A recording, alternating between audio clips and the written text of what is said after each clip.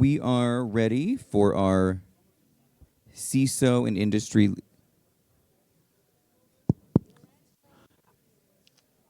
Okay, there we go.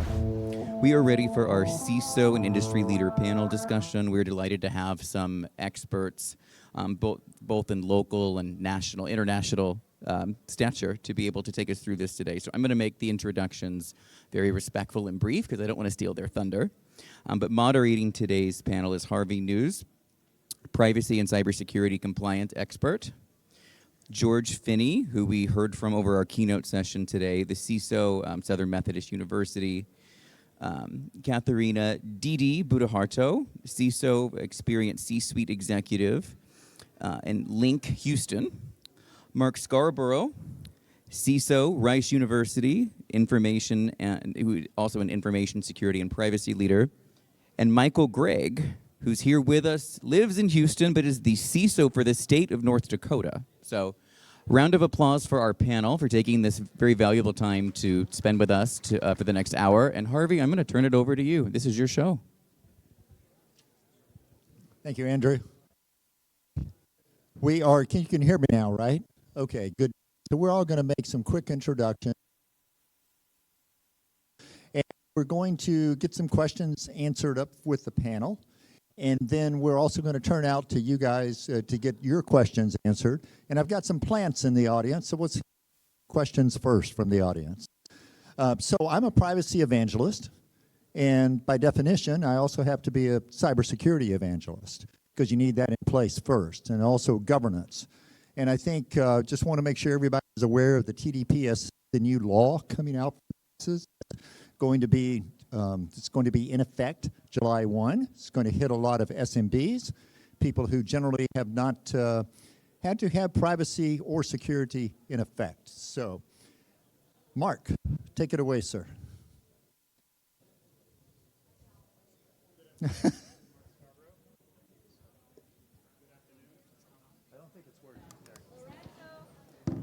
Good afternoon. My name is Marc Scarborough. I am the CISO at Rice University, and my portfolio includes not just security and privacy, but also identity and access management. I've been doing this at Rice for a long time. I've been at Rice for 25 years now, and I've been doing cybersecurity for Rice since 2005.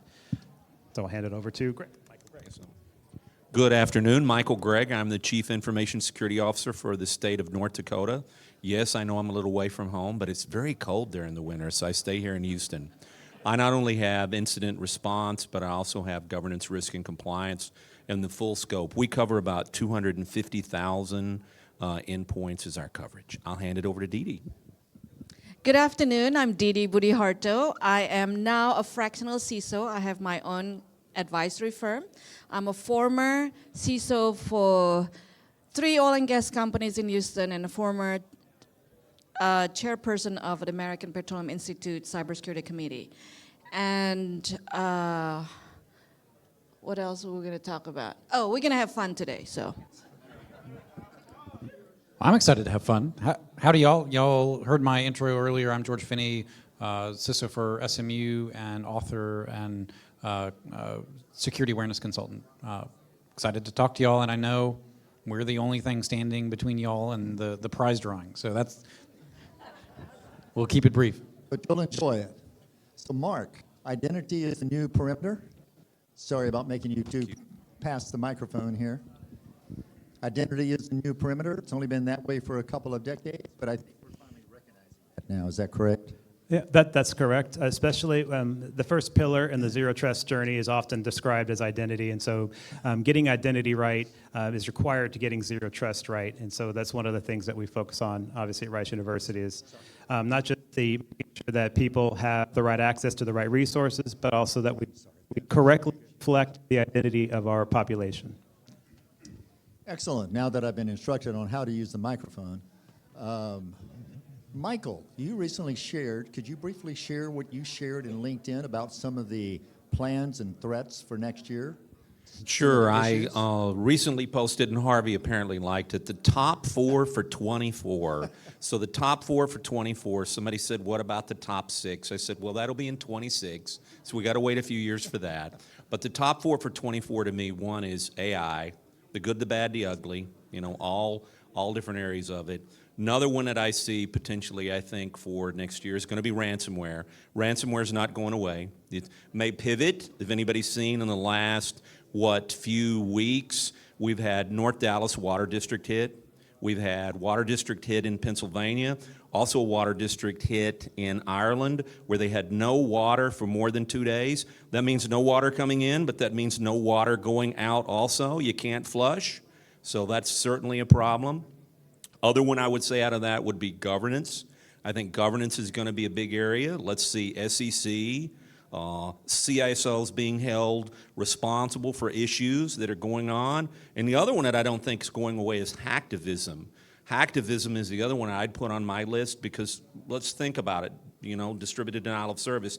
Easy to launch, hard to defend against. So that would be my top 4 for 24.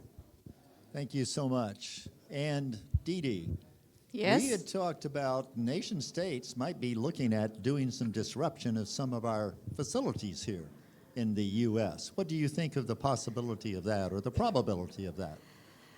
So we are the civilians, at least I no longer have a secret clearance where they used to share information with us, but you can't bring a phone, notebook, anything. So you just rely on your memory to know what's coming at you. But then the next day you read at the newspaper, the article is there.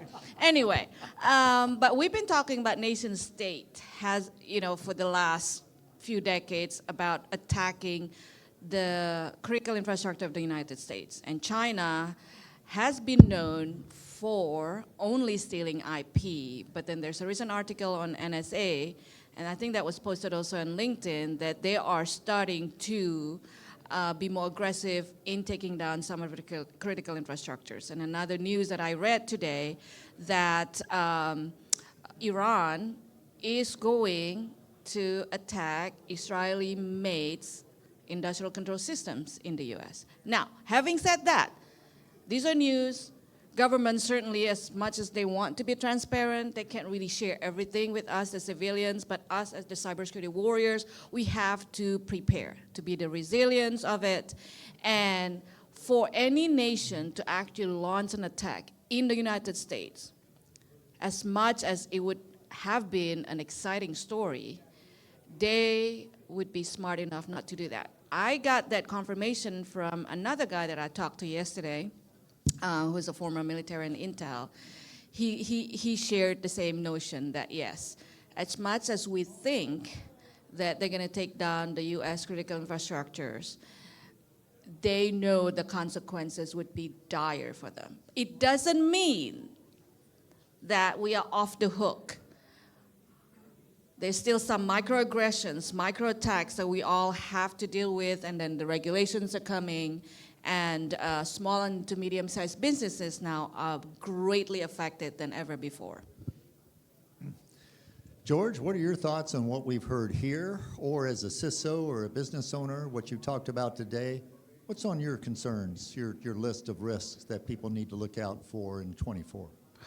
You know, I'll just highlight the SEC guidance. You know, Great. I think I had the privilege of presenting to my board last week. So this is the first time I've talked to the board since post SEC guidance, post SolarWinds CISO being charged, post some of the conversations around Uber. And for the first time in my life, they started actually asking questions. Like real questions, not like, hey, so what about AI? No, they actually read the slides and they were prepared, and maybe that's a good thing. I hope it's a good thing. I hope it translates into you know, making it easier for us to get budget and all of those things. I don't know whether that's going to be the case or not, but you know, I think certainly it's the intent behind some of those things is to drive change. Not to put people like us on stage in jail for trying to do our jobs, because if that keeps happening, I mean, we're all done. No, that's great. So why don't you answer this question, then we'll pass the microphone down, let everybody tackle this one. And it's, what does materiality look like, you know, in your organization? And then the second part is, as a CISO, are you on the D&O part of, are you listed under the D&O insurance? Are you covered by your company? So for folks who don't know, D&O is Directors and Officers Insurance as part of your overall insurance package. If you hope to be a CISO one day, talking on a panel like this, I actually worry, frankly, about some of the guidance because my understanding is the investigation into the SolarWinds CISO went and looked at his appearances on podcasts and other things that were publicly recorded. So I think you've got to be very consistent. But if you're going to be in this role, 100% one of your interview questions needs to be like, am I covered by D&O? And if the answer is no, walk away, right? It's not worth it.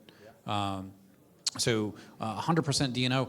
Materiality, so the SEC guidance is that cyber, and so full disclosure, I am a lawyer in my spare time. That's the reason I came to SMU is to get my law degree. And I had an internship at the SEC. It was a really fascinating experience.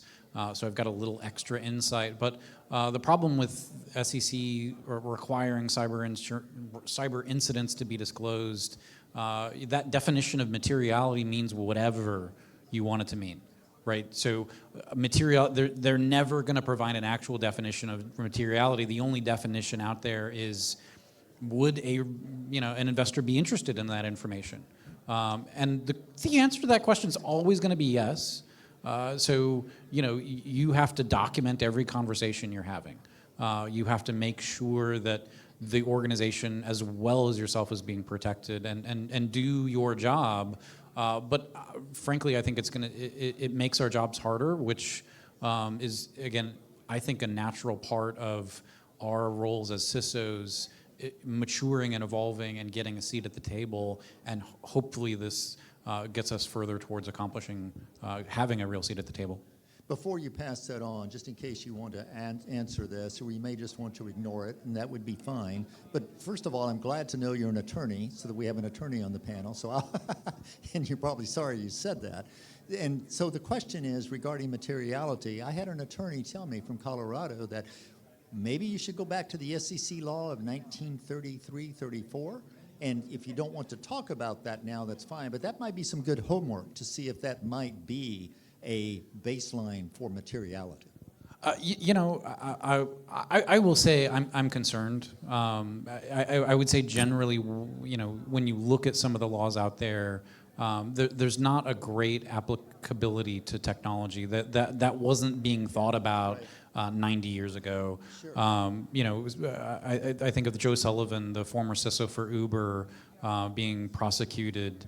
And this will come out on appeal in the next year or two, but a lot of what's being talked about relative to cyber is being litigated by press release, right? A lot of the folks that are commenting on it on podcasts or whatever don't have direct knowledge and are just talking heads.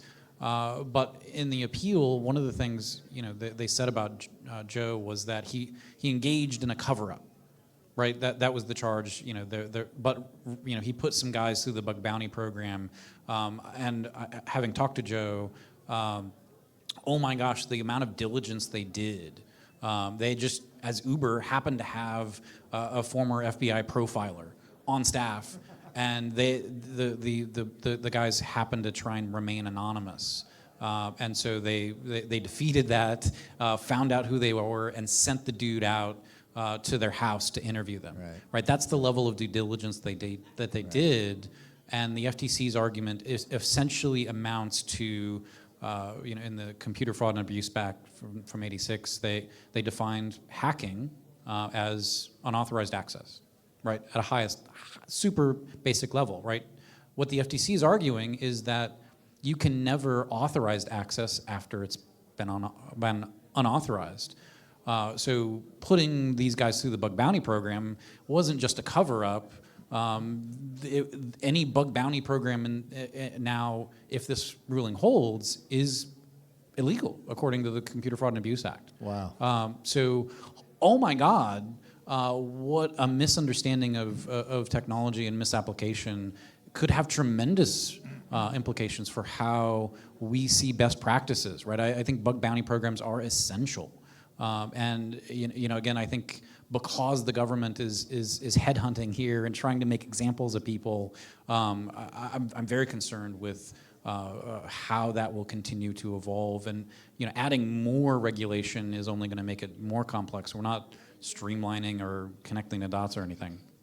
Thank you so much. It's very helpful. Dee, what are your thoughts about all of this, D&O, materiality, and so forth? Thank you. Yes, D&O, I still have colleagues whom I just spoke with last week. They are CISOs and do not have D&O insurance. So this is an awareness level, and I've also met several internal audits here, and maybe it's a call to action. Maybe you can do as part of your IT governance audit, ask the management if they offer D&O insurance to their CISOs. It's a great or the idea. equivalent of the CISO function. Because if there's no coverage and support from management itself, and we are in dire need of more qualified cybersecurity professionals, this is a vicious loop. We'll never break that cycle. The cybersecurity professionals will not get the support that they needed. And most of the time it's the mid-sized companies, right? And then they are the ones, the backbones of the American economy, and they're the ones targeted by the Absolutely. bad guys because they are the stepping stone to the big organizations. So we need to gather, support each other, make sure that the CISO and the equivalent receive a proper D&O insurance. In terms of materiality, this is like having a dysfunctional conversation at Thanksgiving holiday. What is materiality? Because each organization is going to be different. I have clients mid-size and big ones. Big ones, they have the lawyers involved, the ERM and everything else. But for the small to medium-sized companies, you have to get down to the basic level in terms of talk about, especially for the leaders, the CEO, the management, CFO. Their existence is to make money and to stay operated. You're talking about materiality to them is, okay, what does it mean? So basic business impact analysis. If your intellectual property is compromised, what would happen to you? How much money would you lose? It goes back to that criticality, doesn't it? Yeah. But you can't talk criticality to them. Yeah. Okay. They don't speak in the same language. Okay. Speak in the language they can understand. But I know we talked about that. But it's a business impact assessment. Yeah. Exactly. Absolutely. Even yeah. you can't even throw in that BIA lingo to them. Right. They get intimidated. So meet them where they are in terms of depending on the client. If it's a retail, you talk about revenue.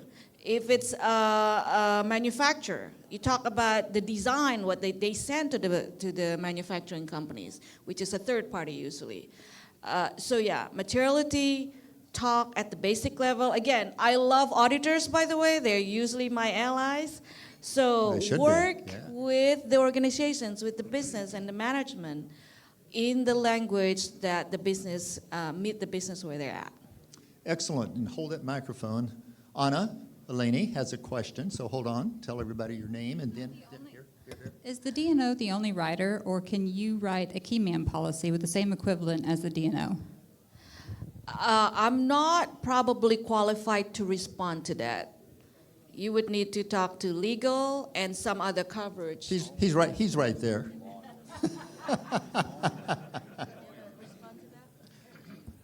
I don't know what the difference would be in terms, or why you would do one versus the other, right? So, if there's a conversation, is it cheaper to do one? I think at a fundamental level, you've got to have some kind of coverage. I think typically key man is, in my recollection, is, hey, if George gets run over by a bus on the way home tonight, key man would replace me effectively. It doesn't necessarily cover me as a person, but it depends on the policy or the writers and everything.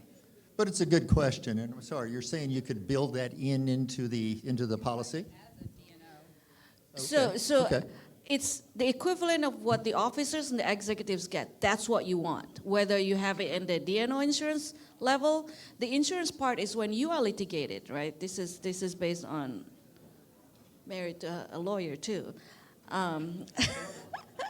It is who is going. You don't want to pay on your own pocket when you're actually working. Your responsibility is to protect the organization. So anything that's equivalent to that. And I know he's not going to say, he's going to say he's not our lawyer, but go ahead. I am not your lawyer. Don't take this as legal advice. But I did happen to have a conversation with the CISO for SolarWinds back in August before he was charged. Interesting. He was not covered by their DNO. He had already racked up $1 million in legal bills before he was charged. Right? Think about that and that impact that, I mean, if that happened to you, what would you do? Now that he's been charged, right, you're talking in the, potentially, tens of millions. And SolarWinds is fighting it. But, I mean, again, he can't leave at this point. Exactly. Okay. Michael, your thoughts on all of this, sir, including SolarWinds, if you want. Oh, I'll take this in a little different vein. First thing I would say is this. If you're not a CISO and you want to be a CISO, warning ahead. So first thing is this. Look very hard at the organization you're going to. Because CISO positions are relatively new in the big picture of things. So who do you report to? Sometimes it's a CIO. I talked to a friend just recently. He was looking at another position that was director of security. It was the highest level position in the organization. It reported to the CTO, even down another level. So look and make sure who you report to and what level of visibility you have with that board. 2, with the visibility you have with that board, start building your business case before you ever get in there. Someone asked me one time, they said, if I go before the governor and the governor's staff, do I go in there and I pitch the idea? No, I don't pitch the idea at all. Before that, I've already aligned with all the key players. I've gone to each key player one at a time, and I've gotten their buy-in and alignment. And I've built unity of effort. Then after I've built unity of effort, when I go before the board or I go before the governor and I go before his primary team, at that point, they already know what I'm going to do. I've got my few slides. I lay out what we're doing, why we want to do it, how we want to do it, and hopefully I've already got that buy-in. If I don't already have that buy-in, I'm not going to bring it up. That is not going to be the first time these individuals hear this. Excellent. Thank you. Marc, your thoughts on that, and then we'll get into another subject, sir. Sure. So first, even on the panel, I'm learning quite a bit. So this is really interesting. So from my perspective, I think it goes back to what they've said is you have to have a little bit of self-interest, and as this evolves, you do have to pay attention. And so for my organization, these are the conversations I would have with my current organization. I'm fortunate to have the leadership that would hear these conversations and we would talk about it. But I definitely agree, especially if you're moving into a new organization, these are things that as professionals we have to be aware of and keep in the forefront of our mind.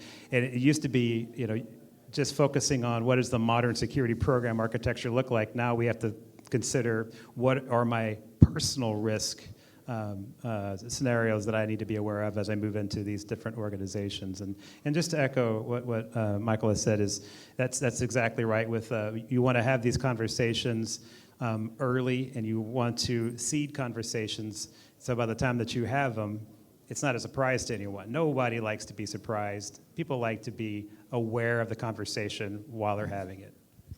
And this is a good follow-up. Was there a question? Oh, absolutely. Tim, go ahead. Hey, just to comment on that, Tim Howard, and so my business is actually placing and helping CISOs find new roles. And so one of the things that I have a resource, so like not just DNO, but also errors and omissions is one that you probably need to be looking at as well.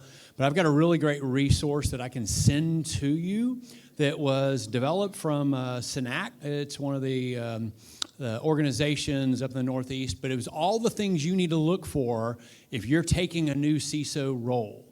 And these are in your employee agreement. Here's all the things that you should be asking for. You're not going to get them all, I promise you. But it's at least good to say, oh, I should be considering this, and I should be asking questions about these to keep yourself out of trouble. And so if that's interesting to you, just look me up on LinkedIn, Tim Howard. You'll find me. Send me a note and say, hey, I'd really like to get that resource, and I'll ship it over to you. It's not mine, but it's a really well-written one. So Also what we could do is we probably could go through Andrew on that and maybe put it on the website. Yeah. Well, we'd be happy to do that. Yeah, any other thoughts on that maybe? And then I'm going to get into, let me just ask the other question. You had talked to me about the idea of effective communication. Define how that works with the business and how do you go about that? And what do you avoid? Thank you. Well, it's kind of something we talked about earlier, something that Michael kind of just alluded to. As a CISO, our role has a lot of business relationship management inside of that. Our organization should be enabling business process, right? We have to be in a position to where we understand the impact of the controls that we put in, the policies and procedures we put in. We have to be able to communicate effectively with people so that they understand what we're doing and we understand how that might impact them.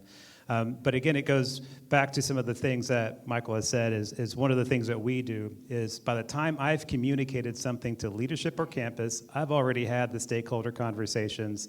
I've already established what things I need to be worried about, what things leadership needs to be worried about. So the thing is really our job now as a modern CISO, other than self-preservation, is really that ongoing collaboration and connecting with our stakeholders and making sure we're engaged and that we are a good partner to them so that when somebody brings something up, we have the people in our organization speaking for us because they know what we're trying to do and they understand why.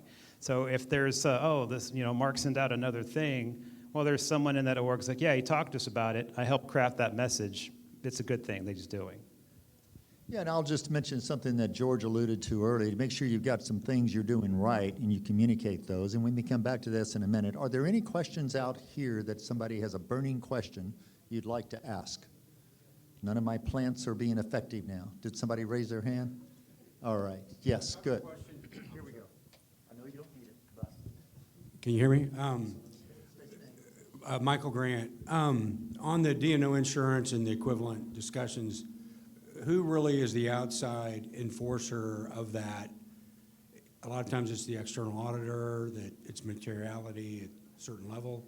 Is it an external audit firm or is it somebody else that mandates what materiality should and shouldn't be for a company? Now, D&O or materiality? Yeah. Well, I think the SEC rules say, yeah, materiality. If it's not material, you don't have to report it, but if it's material. It's internally defined, I think. Well, I know, but someone needs to be able to be the police on what internally defined means. A lot of times it's the external audit firm. Is that going to happen? Is there going to be an arbiter on what is material? Who wants to take that one? Okay, sorry, I'm confused. Was it a DNO question or materiality question? So it's a materiality question, and he's saying, is there an arbiter that says this is material? But I think it's an internal discussion and agreement by the company. That was the dysfunctional conversation at Thanksgiving dinner. Well, I'm so sorry. Well, get us out of that. Even the business is going to differ from the legal side, from the enterprise risk management, and even from IT, right? And if you're not publicly traded, because there are some business or very large in revenues, they're not publicly traded. So it is the conversation with the executives and perhaps the internal auditors and the investors. Investors need to be engaged as well. Investors, now that I'm actually an independent firm, I'm learning a lot what investors do and don't and what they would like to hear more of, be involved, and sometimes they are the board member of the organization, right? So there's no one specific answer, Michael. It is that, but the conversation needs to happen. Any audit, legal, those are your allies to keep pushing in that subject. And if a company says, no, something isn't material and things change, I mean, they could change their mind about that. Any other comments on this before we go on? Okay. I would just circle back to the piece you said about communication. Yeah. For me, and following up on what Marc said earlier, when I go out and I talk to the business owners and I talk to the key individuals in the organization, I frame that organization and that conversation in one of two ways typically. Either the effectiveness or the efficiency of the programs we run. If I'm talking about things as far as the spend that we have on our SOC or our SOC operations, it's the efficiency. It's how efficient we are at spending that money, that dollar, whatever it may happen to be. If I'm talking to the business partners and key business partners, I'm talking about the effectiveness of that program, how well we can allow them and facilitate the business they need to do. We can protect them from denial of service. We can protect them from ransomware, where they can go on and take care of that business that they need to do each day and each night. So it all depends on who I'm talking to, how I frame that conversation that Marc kind of started with earlier. Excellent. And we have a question here, and then we're going to switch to privacy after this. So be thinking about that. State your name, please. Hi, my name is Linda. And my question is, what if your information security department does not report to IT? Because in my case, we do not. We do not report to IT. We don't have any. We report through compliance. Which is legal? Legal and compliance, So yeah. IT doesn't. No, IT they have no. But you're security. We are information security. Okay. They are IT. Okay. Totally separate. Okay. Actually, I like that even better. So Independence. So you do like it? You do like love it? it. Okay, I just all want right. to know if there's any difference So, hey, in what you're saying. And, Okay. and raise her hand. oh, Ann, yes. We want to get you in on this conversation. It's an interesting one because having gone to the CISO to the CIO thing, so this is good. I'm Ann Rogers, and I'll tell you there is a difference. When you're reporting to a compliance or a legal, you have a lot less flack about potential conflict of interest, but you also have a very much more limited budget.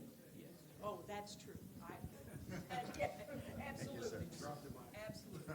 I was thinking about it on the overall terms of the D&O insurance and all the other things. Right. That's what I was wondering, if there was any difference. Right, and that's interesting because reporting to compliance, reporting to legal, I hear can be good, and on the other hand, depending on the company, sometimes they don't want to hear problems. So, what are y'all's who wants to address this? Start into it. Probably every one of you. Start with the legal.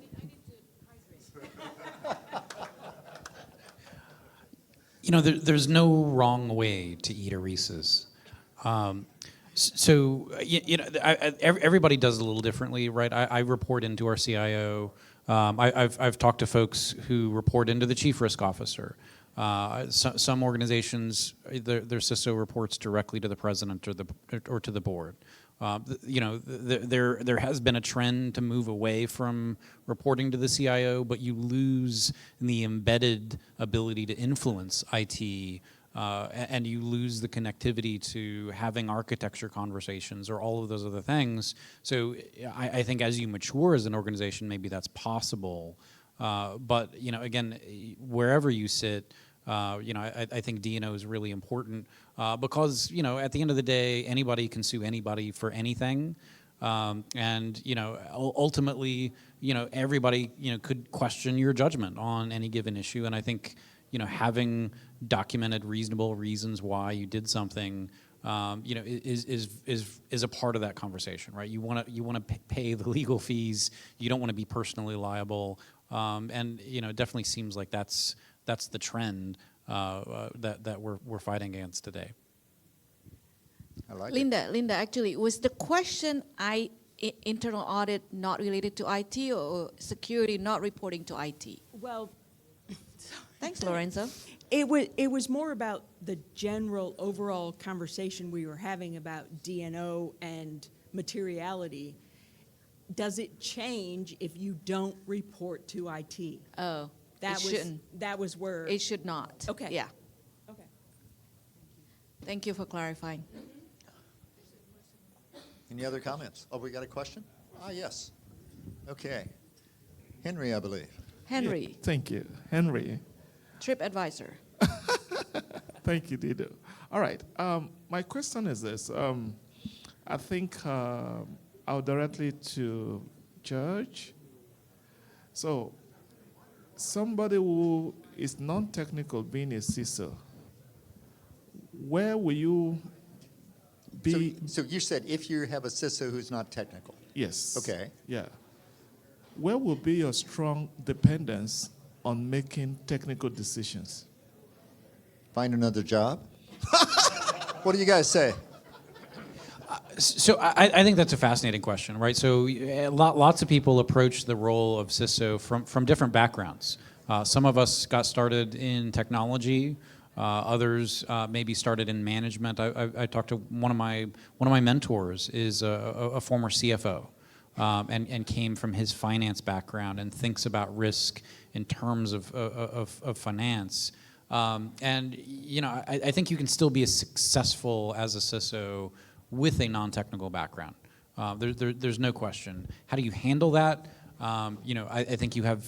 I mean, again, it's going to vary depending on where you report in the organization. Are you reporting to the CIO, and are you in the IT organization? You're going to have really, really strong lieutenants that are both highly technical as well as great communicators. So you can connect with them and really make sure that security is being done right. If you're non-technical and not in IT, it's going to be an even harder bridge to go across, right? Because you're not embedded. You don't have those lieutenants that are super technical. You're going to have outreach to folks that don't report to you, have other competing interests or deadlines or priorities, and you're asking them to do difficult things. And man, I got to report to my boss first. So I mean, again, I think you can make it work anywhere. And I think the talent of someone like a CFO with a financial background, it's great because you can translate that into financial risks for the business. If you come to it with a legal background, great fit in compliance, you can focus. But I think generally speaking, all of us, whatever our backgrounds are, have blind spots, right? And so being able to defeat those blind spots, no matter your role, is critical. No, I like that. I like that a lot. And I've had a chance to think about your question, Henry. And Ann, you had a terrific story about a non-technical versus financial perspective on risk. You know what I'm talking about? You want to share that? Is that fair? We don't have to say what city it was. I won't name names. But I was doing a guest lecture at a college when there was another guest lecturer there who happened to be a CIO of a municipality. And one of the things he was bragging about is how he got this really good contract. They were going to put wireless everywhere, ubiquitously in their city. And they had two main bidders. One was IBM, and one was another little foreign group over in Europe. And the best deal financially was the foreign group. And I just listened to that, and think about what you're doing. You're trying to put wireless networks, and this was many years ago, throughout the entire city and make it free to everybody in your city. And so they had all these little things that were potential problems, and he started talking about it, and I asked a question. I said, well, I understood you made your decision based on cost, but did you look at the underlying technology they're proposing, and what if something doesn't exactly work? Because if you get a bid from IBM, if it doesn't work, they're going to fix it, right? They'll muster the troops and put them there.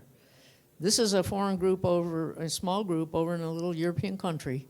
And sure enough, after they signed the contract, they put all these exclusions and notices to them, right?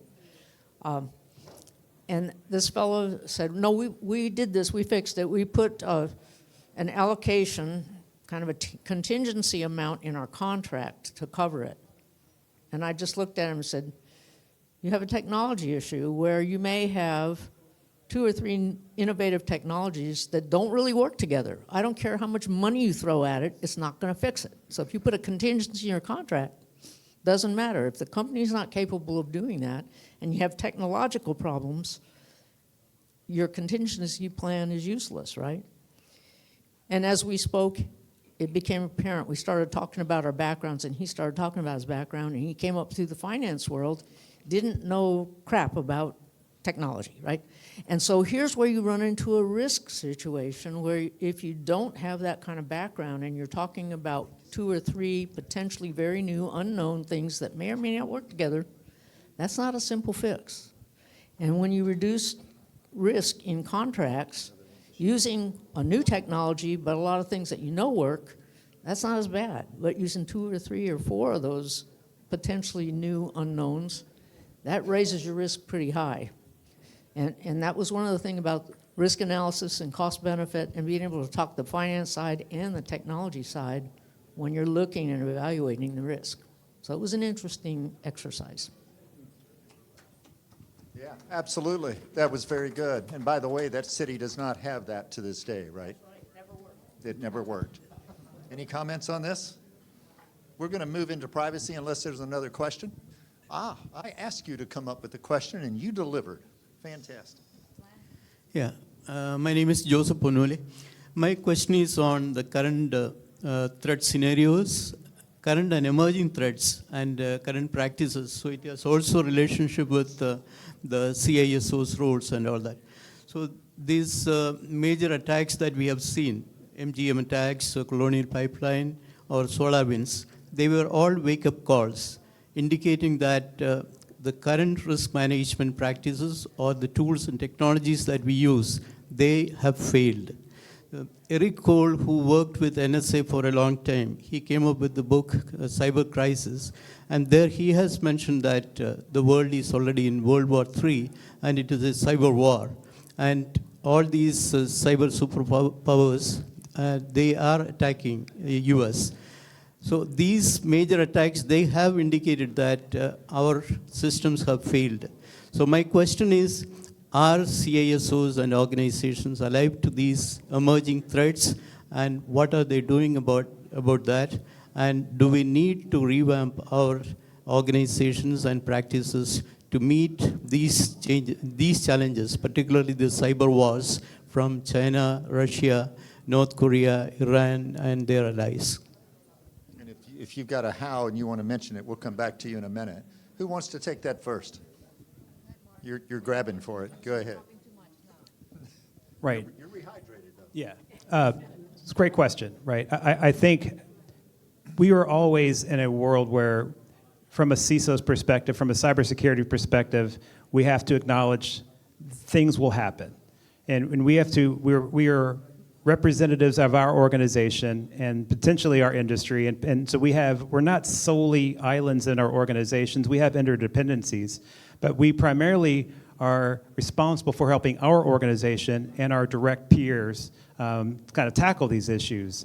And so kind of going back on no perfect protection, right? One of the things that we focus a lot of our effort on is equal parts detect and respond. Right, so understanding that these things are going to happen. We're going to get a ransomware incident or event, and we're hoping that we can simply keep it isolated, right? That the lateral movement is hard, and the time it takes an attacker to move, our detection tools catch it, right? And so what we focus a lot on is I'm trying not to avoid the question because there's a larger thing kind of happening here, but from a small private institution in Texas, what we try to focus on is something that I learned from George. I can't remember the person who called it the protect surface, and I'll let you speak on that. But that's one of the ways that we approach it is work with our organization. What are we worried about? What risks would we realize? And what are the different threats and vulnerabilities that make up that risk? And then how would we mitigate where we can? And then come up with how would we respond? How will we respond? Are we practiced? Are we ready? Are our partners ready? Are we ready to communicate? All of that sort of thing. So I think what it comes down to us is understanding what our risk is, how we contribute risk to our environment, but also how would we mitigate where we can, and then move into detect and respond as fast as possible. Let's just be honest. I mean, we're struggling with the basics, right? I mean, emerging threats, I mean, certainly they keep me up at night, but you know, when I talk to others that don't have the resources or you know, can't do basic antivirus, right? That's a real struggle, right? Think about small to medium-sized businesses that might be lucky to have a single IT person on staff, no dedicated cyber, right?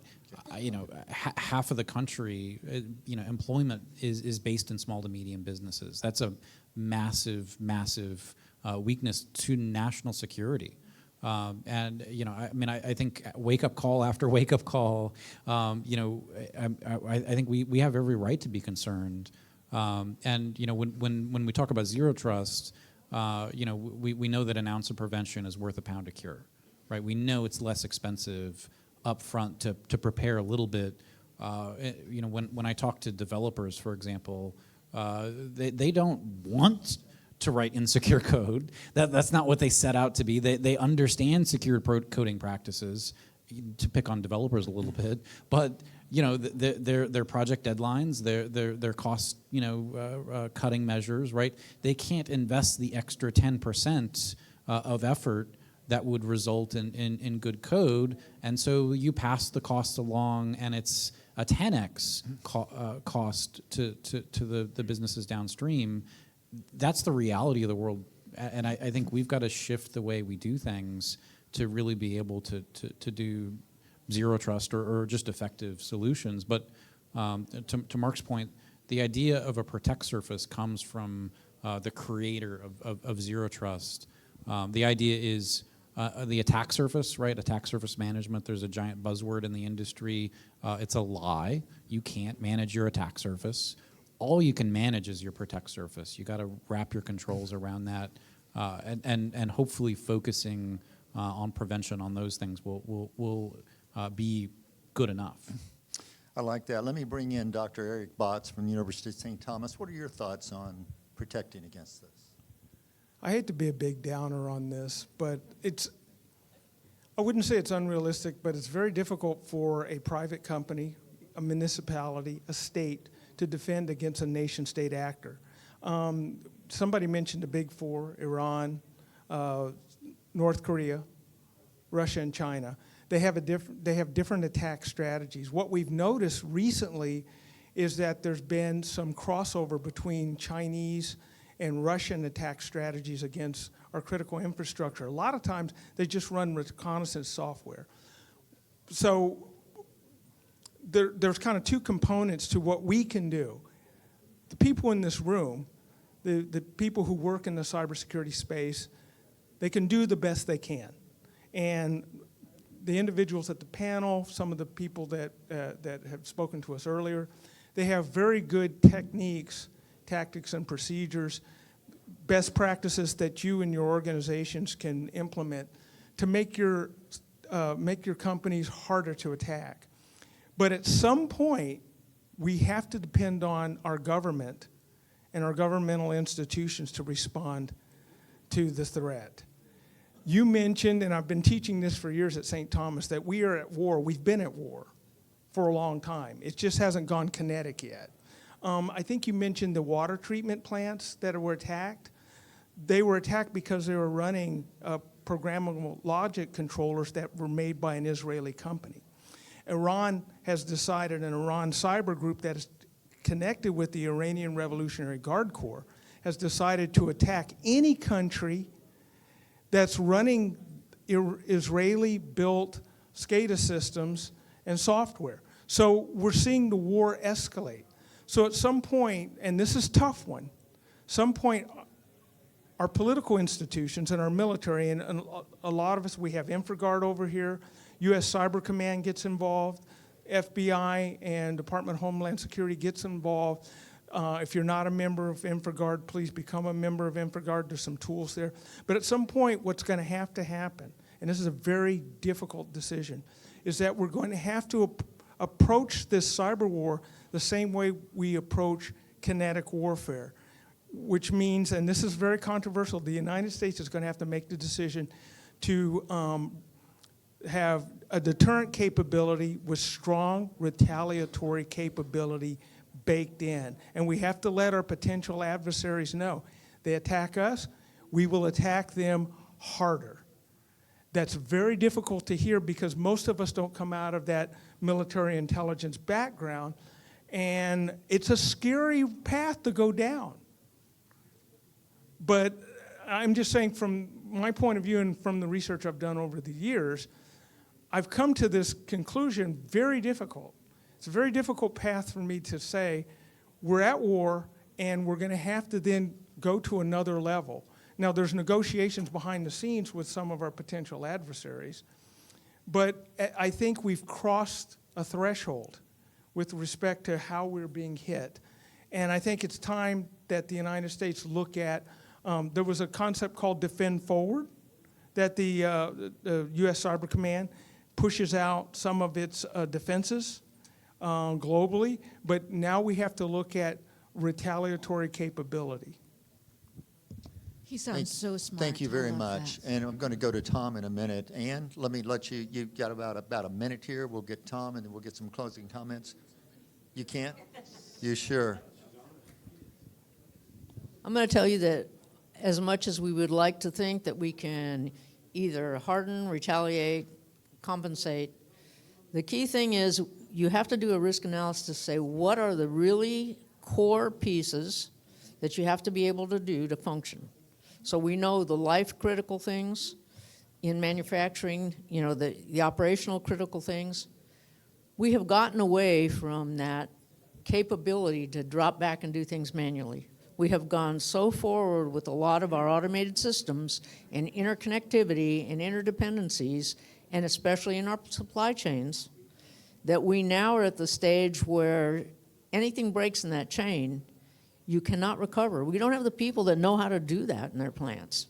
We don't have people that know how to run the machines anymore. So if you want to look at if stuff really hits the fan, even if you're doing retaliatory and you're doing all this kind of stuff, if stuff hits the fan, we will have things that just won't work. Resilience is hard to keep. Resilience is hard to keep. And the other thing you have to look at is looking at the most critical pieces of your operation is your topmost thing in risk assessments. So all the other stuff that you have to do kind of falls by the wayside. When I first came to Houston in an oil company, it was a small independent set of oil companies, and we said, whoa, what if everything drops, and what if we lose our systems? What are we going to do? And I went to the revenue people and the payroll people, and essentially what they said is, we will pay the guys coming off the rigs no matter what. We don't know what we owe them, we'll pay them what we paid them last time. For all the revenues and the leases, we don't want to lose our lease, we'll pay them what we paid them last time. And they went through these kind of, emergency, how to handle it in a really fallback, low-level manual effort. And so this is the kind of thing that our businesses have stopped doing, especially as they get more enamored with all the great automation and all the keep no inventory on hand, just-in-time inventory. That breaks really fast. Okay, so some of the decisions we've made make us much more susceptible. And guys, a lot of the people that we're up against don't care because they are not so dependent on that automation and on that kind of systems. They're willing to take the break because it doesn't hit them as hard. We're used to our wonderful systems.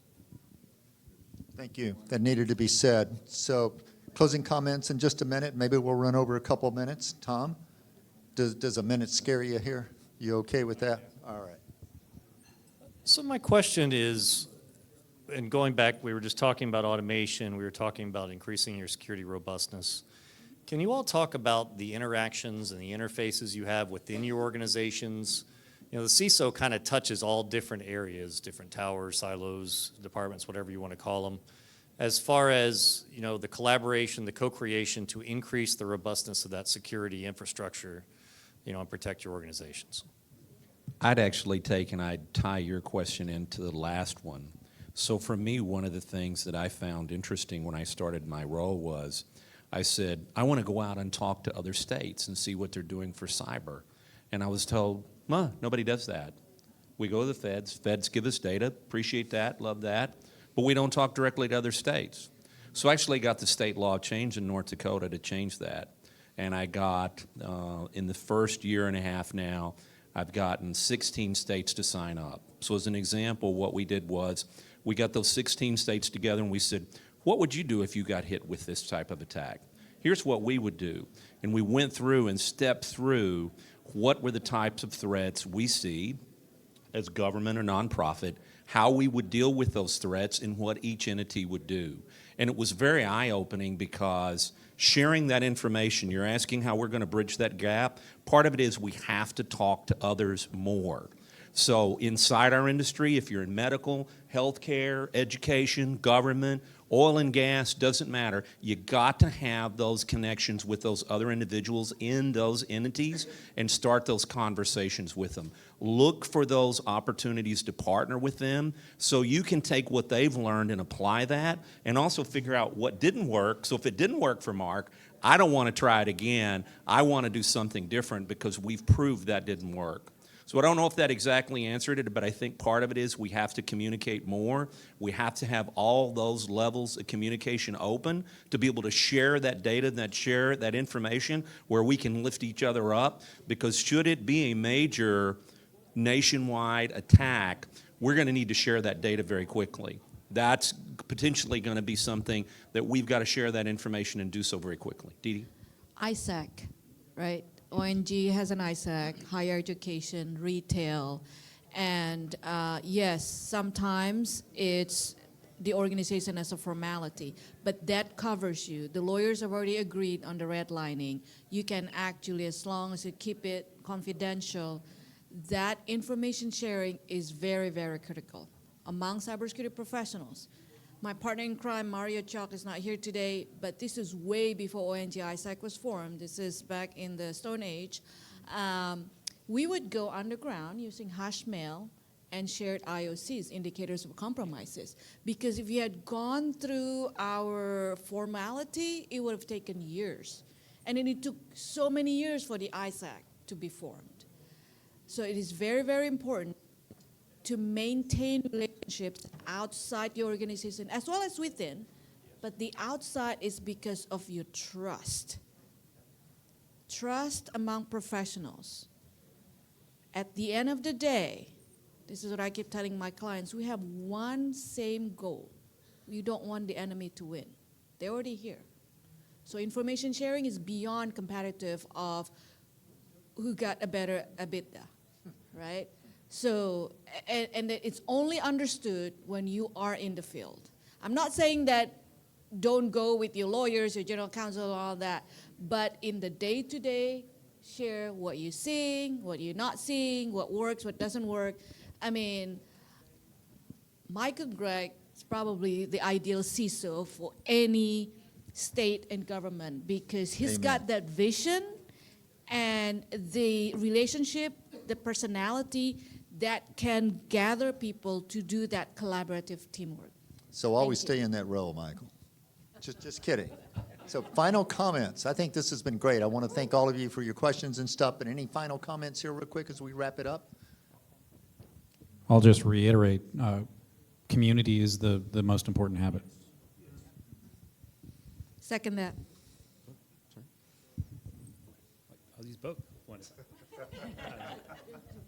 So intentionality, right? The relationship should be intentional, internal and external. I don't know if that was originally your question about internal relationships within an organization. So I have intentional conversations with key stakeholders, especially my partners, right? Like compliance, general counsel, internal audit. So we meet regularly. Again, we have a rule, no surprises, right? We want to make sure that we are always in communication. And I just want to say I do this something with my team periodically. I have a favorite presidential speech. I'm not going to give it, but obviously I have one because I work at Rice, and John Kennedy gave a speech about going to the moon on my campus, right? But one of the key things I remind my folks on is that this is hard, right? This is really hard. And that's often where we kind of joke, yeah, it's hard. But we do it because that's what brings out the best in us, right? So there's a lot of down today, and I just wanted to remind ourselves, this is good work, it's hard work, but we can do this because this kind of hard work brings out the best in us. Excellent. Final comments, sir? So, yeah, cybersecurity is key. You got to have it with governance, and we didn't get around to privacy, and that's because we're in a privacy revolution and nobody knows it yet, but we will. So thank you. Again, thanks to y'all and thanks to the panelists. Thank you all very much.